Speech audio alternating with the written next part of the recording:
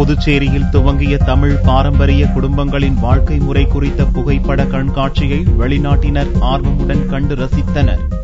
புதுச்சேரியில் பிரெஞ்சு ஆய்வு நிறுவனம் மற்றும் பாண்டி ஆர்ட் அமைப்பு சார்பில் புகைப்பட கண்காட்சி துவக்கப்பட்டுள்ளது. கடற்கரை சாலையில் உள்ள பிரெஞ்சு ஆய்வு நிறுவன வளாகத்தில் துவக்கப்பட்டுள்ள இக்கண்காட்சியில் தமிழகம் முழுவதும் சேகரிக்கப்பட்ட பழமையான புகைப்படங்கள் காட்சிப்படுத்தப்பட்டுள்ளன. தமிழ் பாரம்பரிய குடும்பங்கள், அவர்களது வாழ்க்கை முறை மற்றும் கூட்டு குடும்பங்கள் குறித்த புகைப்படங்களை வெளிநாட்டு சுற்றுலா பயணிகள் ஆர்வமுடன் கண்டு ரசித்தனர். பழைய போட்டோங்களும் திருப்பி இது மாதிரி சவுத்துல போட்டு பார்க்கறது சந்தோஷமா இருக்குது.